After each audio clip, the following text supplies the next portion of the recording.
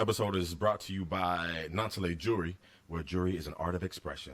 Stay tuned to learn how you can save 50% off your purchase at nantalejewelry.com. Now on to the show.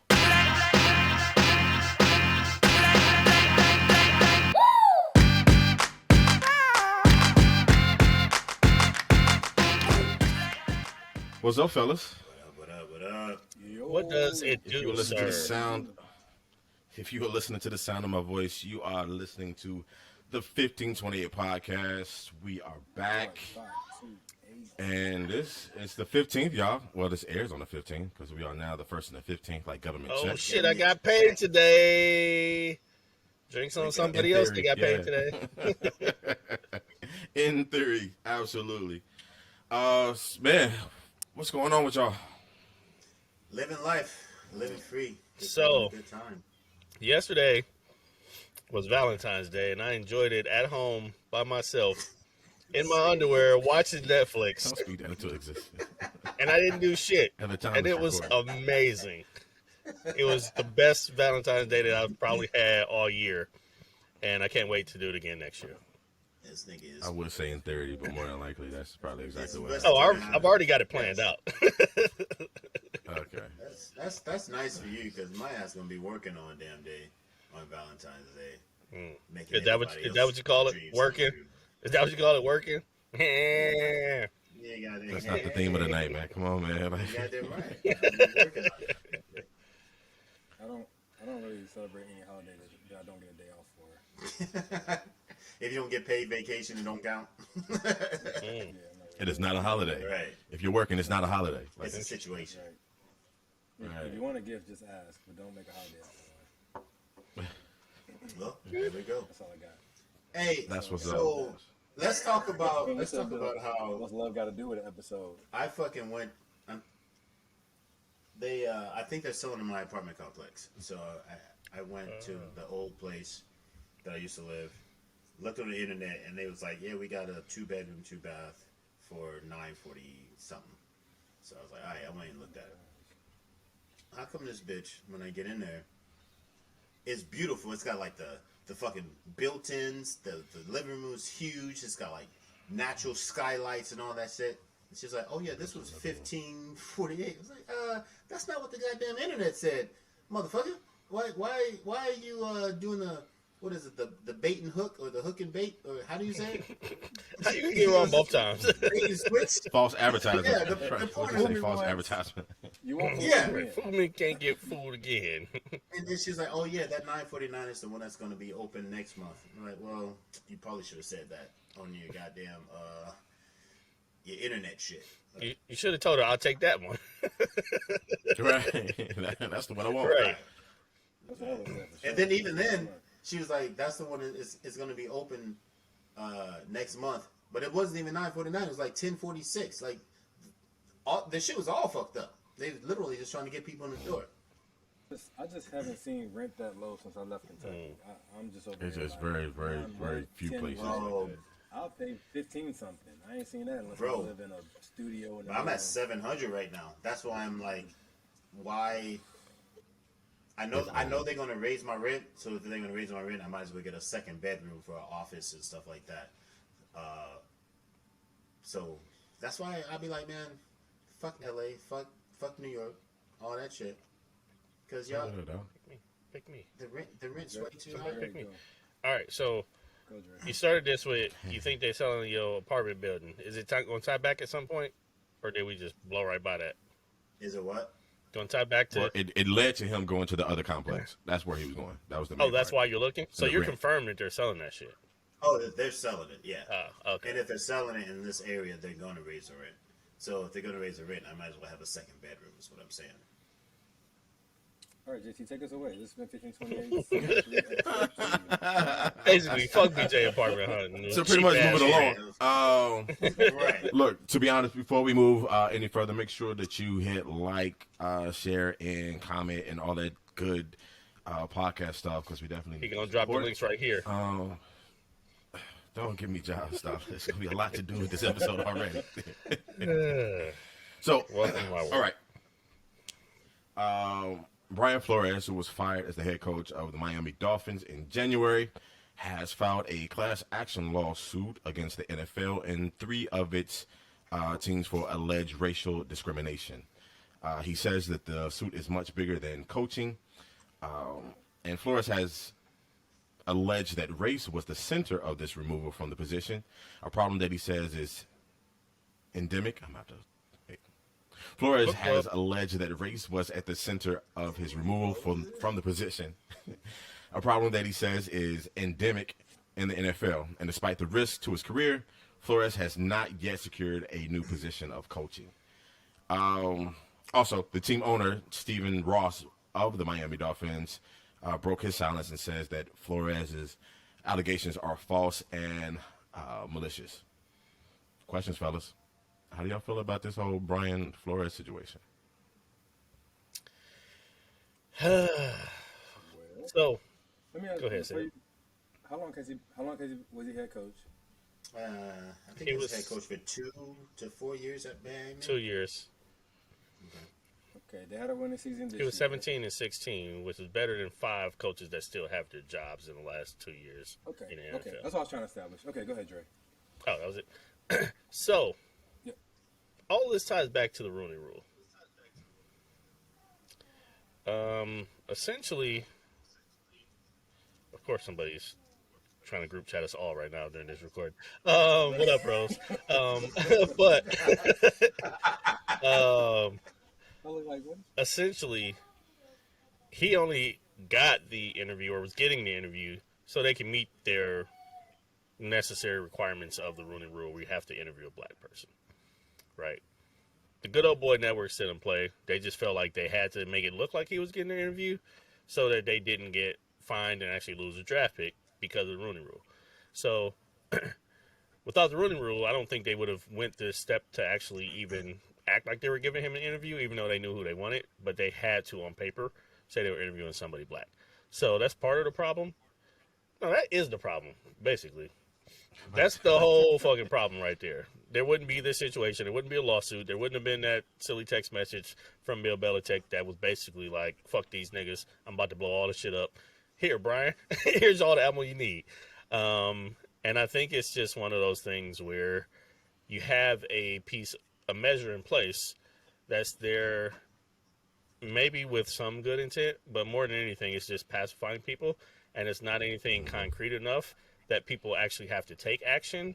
It's more about, hey, let's show face so we don't disenfranchise our biggest group of not only followers, but also the actual employees themselves. And that's the whole fucking issue, in my mind, is the Rooney Rule and them just trying to go along with it, even though they want somebody else and they already had somebody else in mind. So, in my opinion, my question is for you, or for all of you gentlemen, do you think the Rooney Rule is necessary, and should it be something that is implemented, or do you just let it lie? I mean, because there's nothing wrong with a team knowing, or any employer knowing who they want to hire, and then, but it's kind of, it wastes everybody's time if you're just doing this fake ass interview just because you have to. So is the Rooney Rule something that should be implemented, or is it something that should just go away and they hire, because they're gonna hire who they want to hire anyway? Clearly, like, that's. Did anybody else want to answer before I jump in? No, go ahead, man. I think there's a huge issue with the way you stated that question, BJ, and that's the problem itself. You said there's nothing wrong with people hiring who they want to hire. When we look at the NFL head coaching, when we look at other areas of professional, just other professions itself, black people don't get the opportunity because they're not in the room. They're not in the room because they're not part of the good old boy networks. And without forcing people to... The room where it happens. without forcing people to give us a shot, then we're never going to get that access. So that's the inherent issue is they already know who they're going to hire without actually giving people of color a chance. The Rooney Rule, again, it has good merit, but I don't think it goes far enough to actually force the issue to a level that real change is has to come from it. I think it's more of a show face kind of a thing. So, I'm going to combat that a little bit because I believe the Rooney Rule is a good thing because it gives that person of color a chance to change their mind. Because before that, maybe they wouldn't even have that interview, right? But they can get in there and they can be like, this is my scheme, this is my passion, this is how I approach the game. And it gives them an opportunity to at least change their mind. Even though somebody might always, or not always, somebody might be leaning towards a different candidate, you still can get in there, get your foot in the door, and change that person's mind. That's why I think it's still something that is needed, or something that's can be useful, but obviously it's also something that they just have to check off their fucking box here and there because that's the rule. So if I'm hearing this, you're kind of saying that it's good to at least allow an opportunity for someone to at least enter the room regardless. Right. Maybe open up the floor for possibilities. Like they may have someone in mind, but here comes a black and or female and or person of color in general, because that's what covers. I don't say affirmative action. That's something else. But Affirmative action, Title IX, affirmative action, couple Title different IX, all ones. of that. Yeah. Everyone who is non-cis white man, it'll get somebody in the room to possibly like, oh, we didn't even think about that. This actually is a good person. I don't think it matters. I don't think it matters at all. Yeah, that's why I was Just headed like to we're it. looking at right now. He got in the room just for show, just as a formality, and then get the job and got upset about it. It happens all the time for other reasons. I mean, I've actually opened positions that I knew who I was going to hire for the position, but you got to open it anyway. Right. So it happens. But I think that for one, I think any place that you have to force them to hire black people, we shouldn't be patronizing them. And that's why, I still watch the NFL. I do, but it's not as much as I used to. I don't even have a favorite team no more, for real, because I'm not into it like that anymore. Like, it is something that's entertaining that's on TV. So if a game is on, it's been hyped up all week, I'll watch it. But ever since Cap, I'm just not really a big NFL fan. And I think if you have to put a rule in place to give somebody a chance other than a white man, like, it's not going to work anyway. You know what I'm saying? It's to pacify. Mm-hmm. And it's almost dang near like an insult to somebody's intelligence. Like, okay, they made us hire you, Blackie, but they know the qualifications. When you come in there, they've seen your game, they know your record, they know where you come from, they've seen your resume, they know what it is. You're not about to show them nothing that they don't know by getting the interview. Like, if their mind is set on hiring this white dude from who coached 5 other NFL teams and had 5 other losing records, they're gonna hire that dude. It don't matter. It don't matter what you go in there and talk about. You can go in there and have the best schemes, the best psychology, our theory toward the game, our philosophy, or whatever. It does not matter. They want their guy, and their guy doesn't seem to look So I like do us. want to respond to that, said, but first to BJ's point, I think it's good in theory. The concept is good. I don't think it goes far enough. Just as Said was saying, it's enough there to basically placate people and to make them feel like they're doing something, but it's not enough there to actually force change. At this point, as long as people actually just say we interviewed somebody, then they check the box. That's not enough. I don't necessarily have the answer to what would be enough. I think it needs to be something where there has to be a certain percentage of NFL coaches that are a minority. Doesn't necessarily have to be head coaches, but we all know coordinators came from positional coaches. Sometimes they came from scouts. Sometimes they came from players. But the more people of color that you have in those lower level coaching positions, they're eventually going to move up they're going to build trust within organizations. They're going to build trust within GMs, and they're going to be able to get an opportunity at some point. So until there's some kind of mandate on that, I don't think that this rule is ever going to be enough. It's literally just going to be to say at that point when he say the interview where even though we knew the position was filled, they're just doing it because they have to, even though they don't have a chance. There may be a slim chance when one team is like, oh, he blew us out the water with his plan for the future. We are going to give him a shot, but that's few and far in between. I can imagine.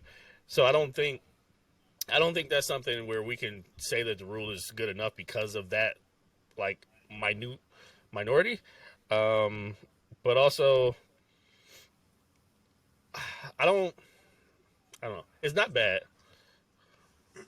I have a question for you though. So you're Sam, now, you're muted. I was like, why can't I hear what he's trying to say to me? Oh, my bad. Yeah, I saw you doing this. I was like, what are you was like, saying? hold on. Yeah, I was like, hold on. You fucking me up. I'm trying to keep the Deucey noise down. I'm sorry. So, okay. So, but I think it kind of says, it goes against, like, everything that we really want, right? So, I have a dream that one day my children will be judged by the contents of their character instead of the color of their skin, right? Like, in order to have to implement something that says you're only sitting here, yeah, you're a coach in the NFL, but there's hundreds of coaches in the NFL, but you're sitting here because you're black, okay? Not the contents of your character, not your coaching resume, but we need to have a black guy sitting here. So come on, sit here. So I think that kind of, for me, I just feel like, dude, like I said, insulting intelligence. Don't throw us something and then turn around later and say, we gave y'all a job, we gave y'all this, we gave you, like, we don't want stuff that you gave us. I won't get too deep into this because it's going to be the second part of the episode. But to that point in relation to the NFL, I think that it matters. And for said, as somebody that has been in a position to hire people, generally speaking, people hire people that they know, people that they like, people that they trust. Now, an NFL GM average lifespan is roughly 3 to 5 years. Every single hire they make, they feel like their job is on the line. Me and you professionally, if I hire somebody and they don't work out, I don't feel threatened about my job because that one person didn't work out. But if a GM hires one bad coach, that might be the only coach they get to hire. So it's kind of one of those things where if you don't get the opportunity, you'll never, or if you're not forced to have that opportunity, you won't be in that room because people don't necessarily trust you. And that's probably the biggest thing for GMs in the NFL. They need somebody that they can trust with their job, not just with the team, but with their job. So, like, if you have qualified people and you make them get interviews, whether they get the job or whether they don't, if they're in that room, at that point, it's not an imposter syndrome like it might be in a professional workplace. At that point, you're here. Everybody in this organization needs you to win because all of our jobs are on the line. And it's a lot more support than it would be if it was a traditional affirmative action hire in a professional workplace, because it's more on the line for everybody. So I think that's where it's different. I was actually going to kind of like to piggyback on that, or I was going to step on that anyway. Like, so look at it in this way as well. Dre, you guys, with your job, you guys are hiring or whatever. And if you had 7 people hired and you need 8, but I said, hey, I'm going to go ahead and make that move, that 8th spot might be already taken. You might still do interviews because you have to keep face and say, I'm looking, but you already know who you want to give it to. You know what I'm saying? Just like when the job offer that I got that we talked about in the last episode, my boy, he came to me first because he was like, I want you to run my business. I want you to do this. He already had in mind who he wanted. And I don't necessarily think there's anything wrong with that, right? Do I think the Rooney Rule is important and it should be something that's in place? Absolutely. But if you know who you want, just go pitch to who you want. And there's nothing wrong with hiring that person, the person that you actually want. Now, we can never just say or just assume a person is or isn't hired just because of the color of their skin either. But you're not getting you We can assume that. We can assume that with the NFL. right. I was about to say, when you bring that to this conversation, you actually have to get deeper into why the Rooney Rule is in place. The Rooney Rule is in place because black men were never allowed to move up the ranks in coaching to even get close to be considered for a head coaching position. So this rule was put in place to kind of help offset the years of saying black people are too stupid to be a head coach. And we're going to make up for it by giving them more opportunities in coaching because of that initial, I guess, depression of our opportunity. If that wasn't there, right, if that wasn't there in the first place, then the Rooney Rule I wouldn't necessarily think would be as necessary. But since it was systemically in place to not hire black people because they thought we were too stupid to actually be head coaches, something had to be done in order to actually rectify that. And that's why the Rooney Rule really, really became in place, because of what they admitted that they did to black people that wanted to be coaches. Right. Now here's one thing I'll dig, and I'll say that it doesn't always have to be about race. It can, like Dre, you made a good example of it earlier. Sometimes it's about just the people that you know, the people who are in position, who are next in the succession line and stuff like that, right? Because here's the thing, like I've never consciously hired somebody based off color, ever.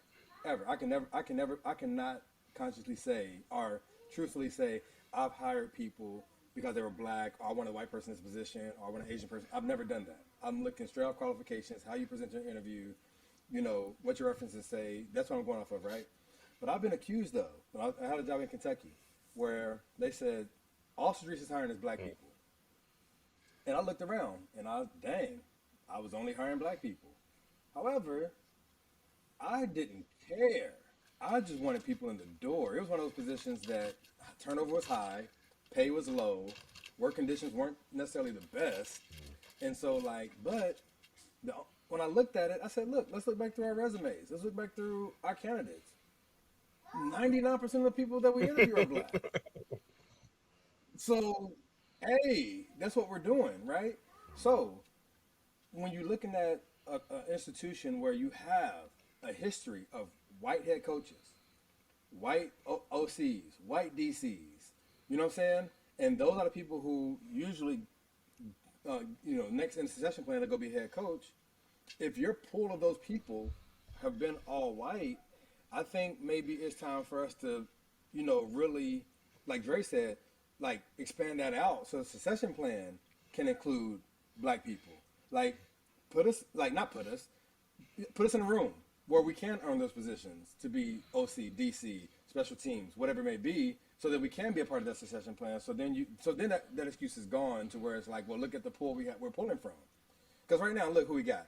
Lovie Smith just got hired. You got people looking at Leftwich. You got people looking at, who's my other guy? He said he said he ain't leaving. He said he's not leaving. Okay. So then you got Ben. Yeah, he said he's not leaving. Right, that's what I'm saying. But you got these three black coaches who are people like, they got to get a job, get them a job. But it's three. It's three, right? Look at the other OCs around the league. Most of them are white. The most defensive coordinators are white. So it may not be a thing all about race when you're looking at that head coach interview, but if you look at systemically and you say, okay, well, listen, where are the black people that can move into this position? That may be where the problem is, and that's where the Rooney Rule needs to spread out to where it's not just head coaching positions. We need to look at it in other positions where they can move up into that position. Learn and grow and get the same advantages, because the thing is, honestly, if you don't have one of those positions coming into a head coach in the NFL, you probably won't be successful. And then you're going to be one of those people who are looking at saying, this is why we don't hire them, because they don't succeed in this area. But they also didn't have the upbringing, the training, and everything else as these white head coaches. Yeah, coaching is all about relationships. If you can build those relationships through an OC job, great. If you can build those relationships and somehow find another avenue there, like maybe it's through college, but you have strong relationships with people that you can bring in that are OCs and DCs with experience, you still might be able to be successful. It's just that a black person coming from college into the pros is not going to have a good shot of actually getting that head coaching job.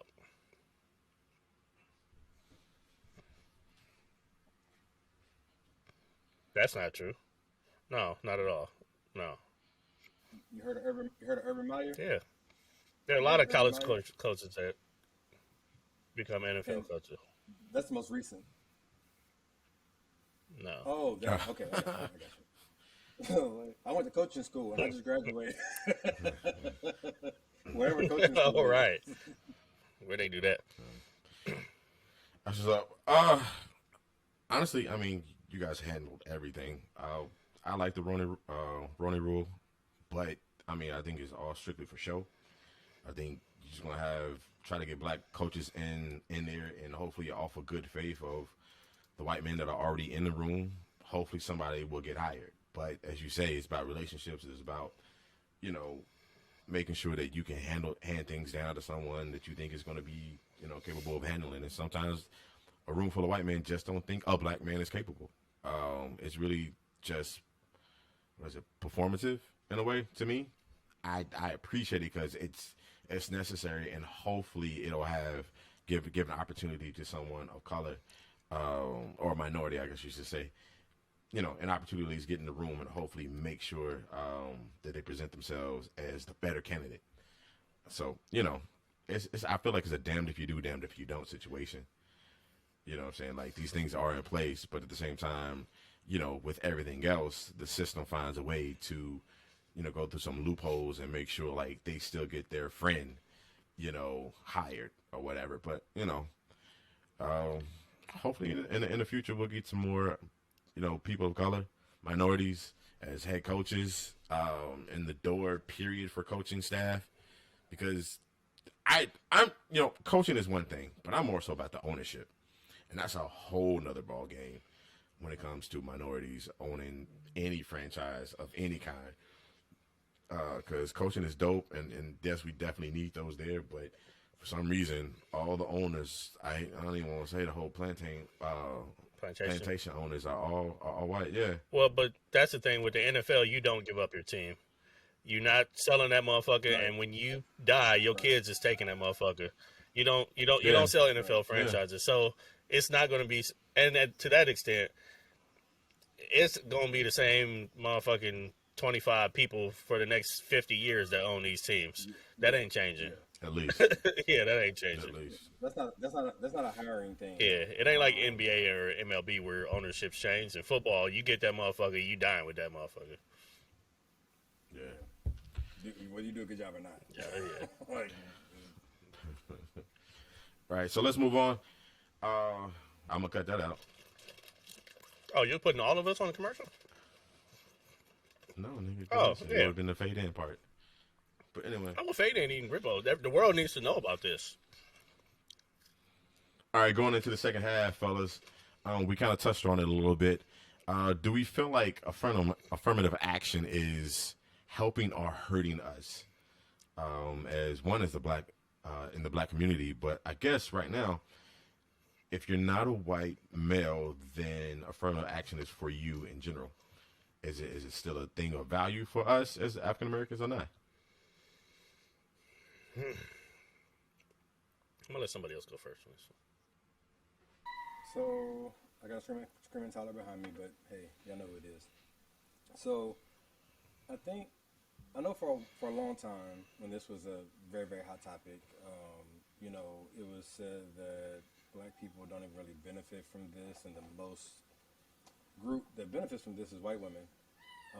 I don't know how true that still is, but I have similar feelings about because I feel like the Rooney Rule is the affirmative action for the NFL. Mm-hmm. So I have very similar feelings about it. It's one of those things where it's like I feel like okay, y'all seen the documentary 13th and how the 13th Amendment gave way for modern day slavery, basically, with the whole, with everything going on. So I feel like affirmative action is a way to keep things in check, because I cringe. I hate the fact that every time you apply for a position, you got to put what race you are or what color you are. And then it's even something even weirder in there that says like black. Are you Latino or Mexican? Yeah. yeah, like what does that even mean? For what? Like why? You know what I'm saying? But I feel like I know they say, well, this is for affirmative action. This is for us to have, da da da. But I don't believe it. I don't believe it. I don't. And I don't believe it because we know people. I think we've talked about it in an episode that has put that they're white and got called back after applying as being a black person for however long. You know what I'm saying? And so I think it's just another way for them to legally segregate, discriminate. To say that it has no bearing on hiring, to say that we believe in affirmative action, and then at one point for it to benefit still white people more than it did black people, I just feel like, listen, pray, educate yourself, make yourself a good candidate for what you want to do, and let God do it. Because if we got to depend on this American system to get ahead, to come up, or whatever, it's just not a safe bet. So for me, is affirmative action a good thing? Was it useful? Short answer, yes. Long answer, just like the Rooney Rule, it was nowhere near enough, and it's taken 20 some odd years before results have started to show. I think it's more useful in certain settings than others, like college enrollment, making sure that we are able to get and getting accepted in a certain amount in each school. But I think where it's useful is where there are mandates, right? Like with education, if they say for this school, you have to get at least 5% black enrollment as long as the qualified amount of applicants met X and Y criteria. In that situation, black people were able to go to colleges that they likely wouldn't have gotten into before. So I think that did help. And I think that over time, those people harbored the relationships in college that actually got them positions in life that they're able to just now start helping more people and bring them up with them because of who they are, because of the actual clout that they developed after a whole entire career. But I think if more was done back then when it was initially rolled out, it wouldn't have taken a generation for this to actually start reaping some rewards. The biggest affirmative action motherfucking name we know is, of course, George H.W. Bush. He got in college because of affirmative action. It had to do with legacy and shit, but he was affirmative action, and they were finding all these crazy ass loopholes when it first rolled out, and it wasn't really something that was taken too seriously. It wasn't, nigga. It wasn't something that had enough meat on it in most scenarios. In professional situations, didn't have much to it. Collegiate situations, it was a lot better, or at least it was something more tangible. I think with these kind of rules, there needs to be something tangible that people have to hold themselves to, because if it's just a concept, or if it's just a bare minimum in terms of reading an application or letting certain people apply, but you don't actually have to let any of them enroll, or you don't have to hire them, or you don't have to do anything like that, your company's not meeting certain metrics, then it's bullshit, because nobody gives a shit. It's just going to be showing face, and then they're going to move on as soon as they've crossed out that, oh, we did our minimum. For just like if anybody has ever tried to get funds for any organization, if you go to a company, I remember in college, as a chapter, we would go to Papa John's and ask for like pizza donations for parties and stuff like that. You go January, February, March, they give all the pizzas in the world as if they were just the biggest givers that you could ever ask for. You go in June and they like, dude, we met our yearly giving budget. Fuck y'all. We don't need to give you no more pizza. So it was kind of one of those things. People are literally just doing it until they check that box. And then as soon as they do, the fucking well dries up and they don't give a shit anymore. So good in concept, didn't go anywhere far enough. Literally took us a whole generation to start reaping rewards for it. But now it is a generation later, and it is starting to benefit people. So I wouldn't say that I think it was a bad thing. I'd say I think it was a trash rollout and should have been way better in terms of its structure. I personally think affirmative action is definitely something that was necessary for the development and the growth of our people when it comes to being in professional settings of at least getting our foot in the door and giving us a chance. Without affirmative action, we definitely would have always been just looked over and pushed to the side, or pigeonholed into only certain styles or types of jobs. The fact that this law, although that sometimes is looked at as being a negative thing, depending on how you look at it or who's looking at it, it definitely helped us, unfortunately, prove to the rest of the world that we're just as intelligent, just as capable, and just as hardworking as anybody else that could be out there. Is one of those things where without that act, that we wouldn't have gotten some of the chances that we needed in order to prove that. It sucks that we have to, quote unquote, prove things when everybody else just gets the benefit of the doubt and gets a chance of doing that, or even are assumed to be smarter or to be qualified. But it's something that we've always had to overcome. Now, as far as does it help us or hurt us? Now, we'll say at this point in at least in our generations, that sometimes we have this stigma, or even though we have a job, now we still have to prove that we're capable, because there are those naysayers out there that believe that we only got this job because of affirmative action versus because of how talented we are.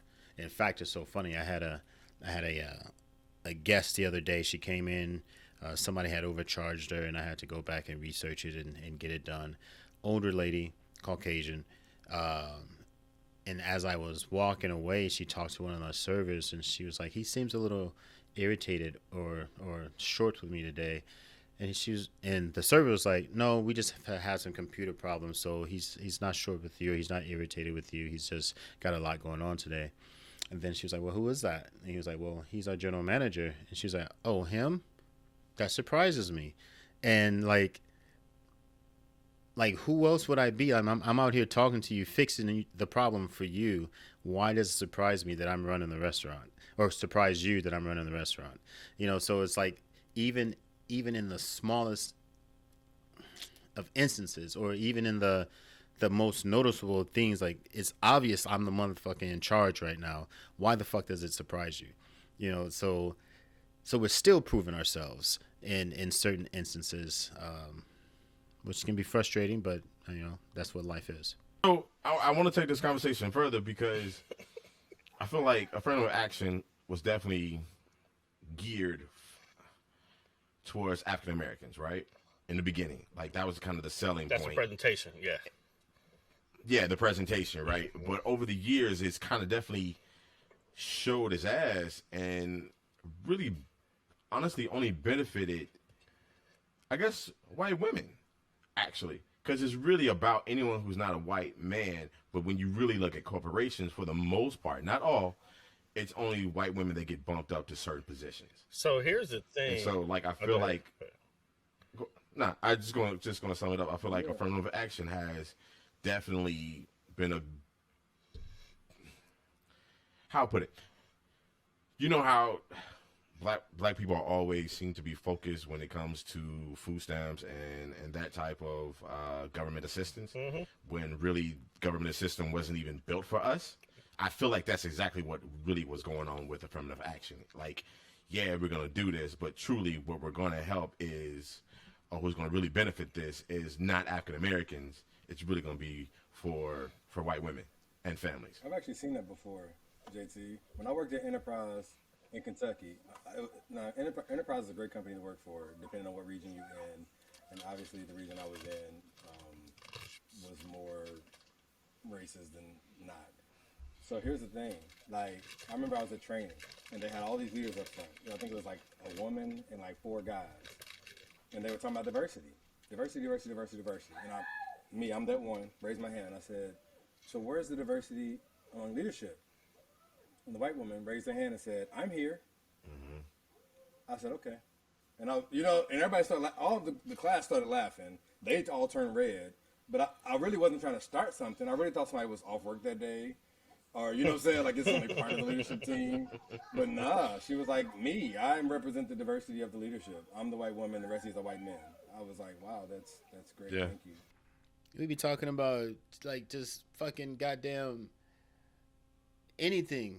Any fucking thing, talking about how hard black people have had it, or slavery, or whatever, voting, and they want to be like, well, women couldn't vote until blah blah blah. It's not the same. It's not the fucking same. Like, why? You're talking about, people say apples and oranges, nigga. This is apples and goddamn pecans. It's not the fucking same. Don't try to, nigga. You're a female and white in America. You're okay. Yes, I understand. Goddamn, what fucking men, and like, I get it. Like, we understand, we get it. But to try to act like it's the fucking same, it's not. Stop that shit. I said I couldn't do it again, but goddamn, I got pissed off. Shit, that should be pissing me off, man. 400 years of oppression. Well, we had to bake buns. Bitch, get the fuck out of my fucking face. Feel tonight, BJ? How you feel tonight? The Express discussed thoughts are those of Benny J. Williams himself personally, and not those of the entire 1528 podcast. Please send all mail directly to @TheRealBJ on 1528 on IG.com. That's @TheRealBJ1528 on Instagram itself. Wow. So now I'm in this predicament. Like, I don't even know. I can't edit it out because it's true to the podcast. But I'm also like, oh no, it has to stay, nigga. Right. All right, bringing this back to the subject. Bringing this back to the subject at hand. I was entertained at first, but Jesus, right. To JT's point about the women issue. Oh, I'm scared to shut up myself. Sorry.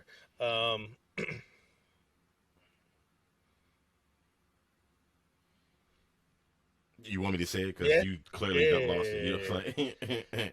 So my point is, affirmative action was sold as if it was going to be for African Americans, but it seems to only be benefiting white women at this moment. Yeah.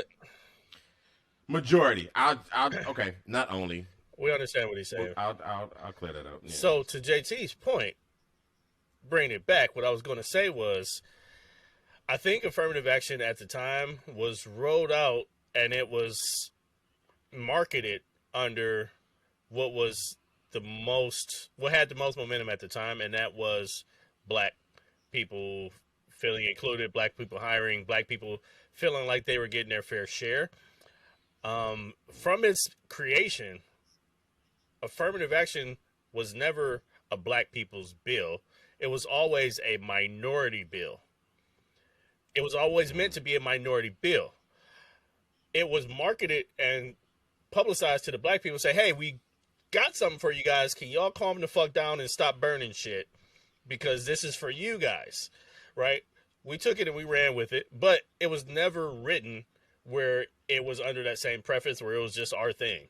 It was always an open thing. It was always meant to be constantly inclusive of whatever the minorities were that could prove that they were being held back. So as years progressed, as time moved forward, the bill opened up even more than its original state, and things were added, such as Title IX, such as different EEOC mandates around hiring, certain things around LGBTQ plus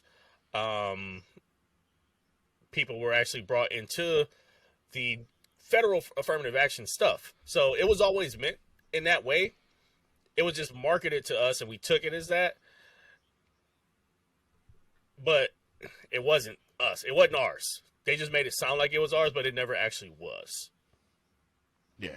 Yeah, I agree because like I said, it ended up showing, who was kind of really for it in a way. Because I'm not against people who who I guess deserve the job because they have the qualifications and credentials.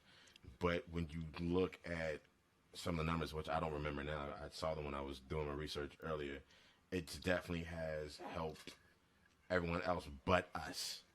Even Latinos.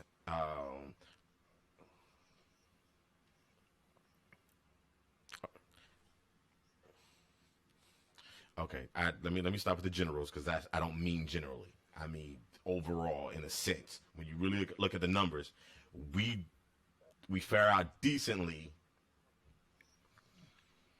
Not as strongly as I felt like we should have in the beginning. But again, like Dre said, it wasn't really about us. It was about minorities in total. But like I was, I guess, sold the package, and the news that was given to me is we're gonna help black people. You know what I'm saying? Get in the room, get in colleges, get what I'm saying, get on these jobs because they are also qualified. But they're being overlooked. So we got to at least give a number, a quota that at least needs to be met so that that it can start beginning the or shrinking the gap between different economic situations and stuff like that. You know what makes this crazy, yo? The thing that just drives me crazy is that we're supposed to be, and I fought for one of the greatest country, the greatest country, and we live in the greatest country that you have to have rules like this to order to hire your own citizens. These are your citizens. These are your citizens, and to be hired as your citizens because they have a certain hue and pigmentation, we have to put a law in place for them to be treated fairly in the workplace. It just really trips me out because I have some friends who are overseas right now, and when they think about coming back home, they talk about how different it would be to move back, how unsafe it would be to move back. And it's just, as we have this conversation, like I'm following along, but just the big picture of it is just driving me crazy. Mm-hmm. The fact that we have to have rules and measures and laws and stuff put in place for our own citizens. Well, and we talk about it affecting people, right? Like I said, I fought for my country. A lot of people who look like me did, and this rule has to be in place for us to get help. I mean, but the thing with that though, say like if you know about like politics in other countries and other countries, civilizations in general, the only reason we're held in such high regard as we are is because of our military and our economy. Everything else is second rate. Period. Mm-hmm. Everything else is trash. If it wasn't for our military and our economy, people would look at us and they would speak about us as the scum of the fucking globe like we are. So let's just be completely honest and call a thing a thing. Here it is, a country that you have decided to take over from the people who actually lived here. You colonized and you built this thing to favor you. At no point in time are you really trying to share your wealth or your power. It's only because after a while the numbers are no longer in your favor and people have started speaking up more. Therefore, you got to do something. Otherwise, shit's going to pop off. Or it's just, really, it's going to be a lot more chaos. So what you do is you give enough to pacify. But then you have issues arise, and then you'll start showing your ass again, and then you have to pacify one more again. But what you're not going to do is share your wealth, your land. You definitely don't want to share your women. You know what I'm saying? So it's going to be this whole thing. So you really cannot be surprised that we have to have these rules, because the only thing you could really do is change the concept or the idea of what a human being is in certain individuals. If certain individuals do not deem you as equally human, you will never be deemed equally right or equally on the same playing field as them. It's not going to happen because separation is natural and it's always going to be there. So you got to have this bullshit here, even though like it's 2022. It doesn't make any sense, but at the same time, it makes all the sense. I think it's counterproductive though for what they're trying to do, because the best way because they want you to assimilate. The best way to get somebody to get in line with you is to have them assimilate to the things that you believe in and the things that you hold true to you, right? You got people who want to do that, and you're trying to make them assimilate, but you want them to assimilate into a system that you have for them, like it's boxed. Okay, you could be American, but you gotta be African American or a Mexican American, or you know what I'm saying? The like, kind of African American we want you to be. You just gotta be in this box. Like you can't just be a full American like the rest, like us, right? Because those Americans have a certain look to them, a certain skin color to them. You can't do that. So it's like it's counterintuitive. It's kind of productive because now you got people fighting just to assimilate. Oh god, just to assimilate. Look, just to assimilate. You got people trying to fighting just to be a part of it, just to say I'm American. And so to keep people away, like I feel like they're fighting harder to keep everybody like separate. Because separate let's not get into that because we're about to take a conversation on another level. It's just yeah, we can't get into that at the 1 hour mark. We'd be here all night. Yeah. And Mm-hmm. I know I've gotten in tech sales. I know I've gotten people that wanted to interview me because they were trying to find more minorities to hire, and I was a qualified applicant, so I know some of those phone calls were specifically because they wanted to get more people that look like me in the room because of just certain pressure that there is around tech sales right now. So I don't necessarily know if it was any of the jobs I took because no, those interview processes were pretty different.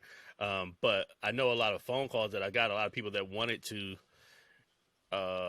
me to apply was specifically for that. Given my background, they found me. They're like, "Oh, we're looking for a black person. You check all the boxes. You got a couple minutes for us to talk." Whether I took the job or not, I don't think it's been the case in any of these jobs. Especially most of them have been through connections. But yeah, for sure, applications, interviews, requests. I was originally going to say that I have, but I think it was because of the relationship that I had with the hiring manager. And it's more so, it was a reference, but I mean, we're all black, so I know someone because it's the black circle, I guess, and we're friends. So they referred me over to a job, and I get the interview, which I end up getting the job. To be honest, I can't say that it's strictly been because I'm black. Do I feel like at some point I may be a token African American in the office? Yes. But initially, I don't know. I can't say without a shadow of a doubt that it was just because I was black. Yeah, I mean, I don't think you ever know for sure unless somebody just is bold enough to come out and tell you, and that would be crazy. But I think for me, it wasn't necessarily me being hired by a predominantly white company as a black person, but it's the demographic we were serving. They wanted to have a strong black person, male or female, in that position because our demographic was serving people of color, young people of color, or they wanted me to relate to our people in a way where it's like, okay, we have a lot of this position has a lot of community engagement, and we've sent the white man out there or the white woman out there or even the Latina out there, and they just haven't been able to connect the way we know they would connect if we sent a black face out there. So that's been a thing, especially working in social services, nonprofits. Damn, blackface? Community engagement. Well, yeah, they want a black face out there. Yeah, I know. Not black. We want blackface out there. All right, sorry, Sambo. Okay, Sambo.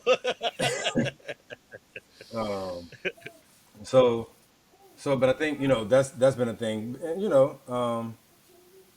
and and I can't say I'm mad at it because a lot of times you do, and you're dealing with the trauma of racism, and you're trying to get these people to come to your school or take advantage of the opportunities that the benefits or opportunity that you're supplying, and they just, sometimes you have trust issues when you go into the real inner city where people are making $2,000 a month and trying to make it, and then you got this person coming to you who don't look like you, didn't grow up in the same area or even in the same cultural context as you, trying to relate to you, and it just doesn't work. Yeah. Yeah, so, but I will say, let me look in the camera. If there are any tech companies out there that need a black male to serve as their director of sales and are willing to pay about 200 to 300,000 per year, I'm willing to be that token black guy in the room. Give me a call. I'm on LinkedIn. I will come with my. Like a I'll come with my own assistant. He might work virtually from Oklahoma for And I, the first few months, but we'll work it out. So, call me. Otherwise, I ain't leaving. and I, and I, I ain't leaving. and I Otherwise, like that. I like that, Dre. So I want to do the same thing. I want to look at the camera and let you know I too. that if you're looking for a director, a VP of operations, or COO, and you need a qualified, experienced black man in that position, I will. 200 to 300, I will. I will. Gladly. I will. I got you. I got Too you. cry We for ain't got to you. talk about it. I won't even post that I got the position. We'll just roll out. We'll just keep it moving. right, I'll shut down my LinkedIn. It's cool. right. Put y'all with $1 million and you own this mug. Nah, I'm good You over own here, it? man. Nah, I'm good. I'm gonna go. I just started over here, man. You know, I like.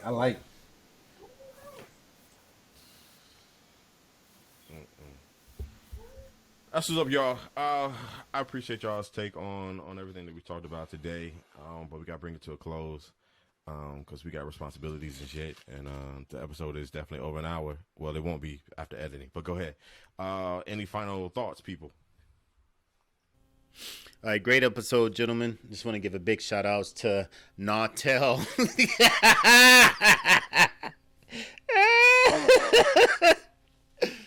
All right. Great episode, gentlemen. Just want to give a big shout out to Nantalay Jewelry. She's got some nice quality things. In fact, what's so sweet about her, a lot of times I forget about either gifts for my mom, whatever. She'll send me pictures. I'm like, which 3 you like? I'll be like, all right, do that one. And she'll send it to my mom. I just send her money. So great customer service, great quality, and a great friend. Yeah. Let me tell you how great it is. It's so great that I didn't get my jury from It was. Danielle.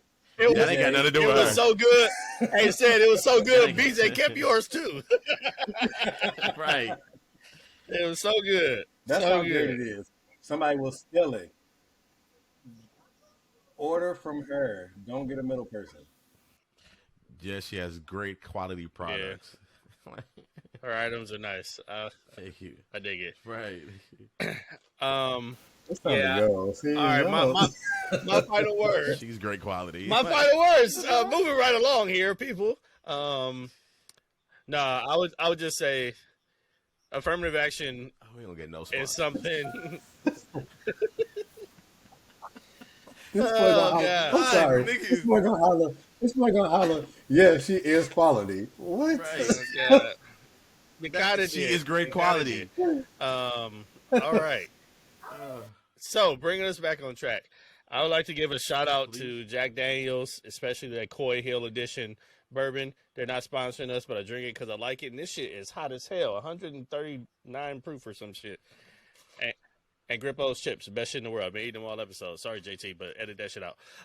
But about the episode, I think the NFL got to do more. They got to do better. They got to find some kind of mandate that they could actually establish. I think the easiest thing is to make sure a certain percentage of lower level coaches are of minority, because those are the people that are going to move up, build relationships, and eventually earn the right to actually get head coaching jobs that can't be denied.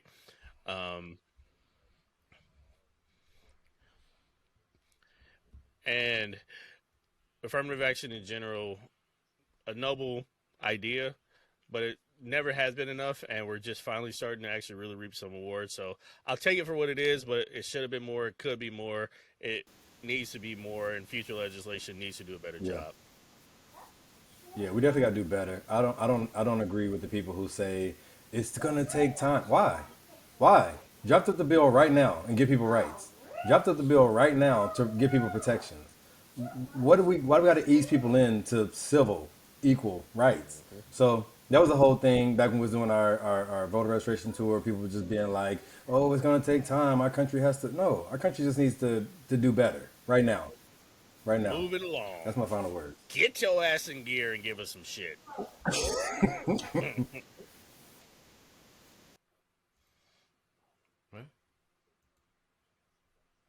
Oh, what about you, Justin Texan? Oh, what He do I said, do, since Justin I'm hosting Texan? now, let me let JT go. Nigga. Via satellite. So no, man. Honestly, look, I feel like these are rotating conversations that unfortunately will always be because bullshit breeds bullshit, and it's kind of hard, you know what I'm saying, to ethically, what is one look for? What's the word I'm looking for? Book club? Book club? Ethically, Yeah. Book ethically, club. ethically, Ethically. It's about ethics? Ethically. Yeah. ethically. Yeah. Yeah. I think it's ethics. Ethically. Yeah. What do you think, BJ? It's ethically. Yeah. Yeah, ethics, ethically. Ethically, right? Say Yeah, it. ethically. Ethically? Yeah. Ethically. Yeah. I've said I that think 10 it's hard times. to Take 4. ethically. I said it wrong again. Yeah. Look, I just.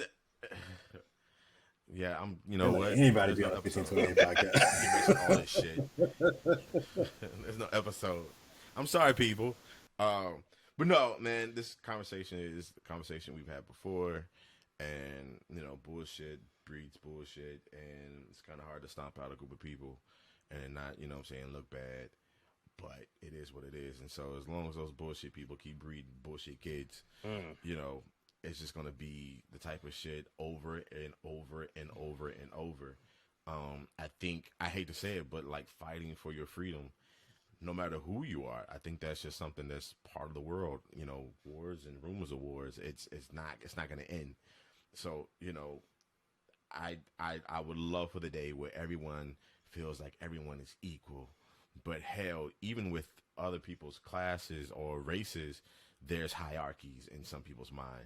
And so yet alone, when you separate those, individuals, you're going to get more separation, more issues. But, Can you try to I'm say gonna tell you ethically right now, again as before long we as leave? we keep, as long as we Ethically. keep waiting, hold on, as long as we keep waiting for somebody to give us equality or give us civil rights, we're gonna be waiting until heaven and earth passes away.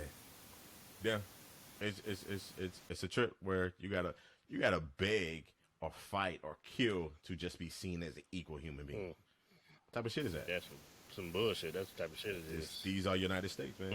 These are That's your history. United States. That's history. So we're gonna wrap it up. Did I get everybody? Is everybody gone? Everybody giving their final thoughts? All right. We're gonna wrap it up, ladies and gentlemen. Thank you for listening and watching the 1528 podcast. We want you to make sure you like, share, subscribe, all that good stuff, and leave a comment. People, leave a comment. We need that traction because we're trying to grow into a bigger and better podcast for you. So without further ado, this has been JT. Cedrice, This is Dre. that's how we do it. Just fumble on that mug. We out. Right, and JT again. Like, peace. And say it. Oh my gosh. Oh, we're gonna get the. Are we Ronnie, Bobby, Ricky? How we doing this? Do we got to order, or we just go keep? No, fucking it up is part of our brand at this point. That's real. That's real. We gotta keep that.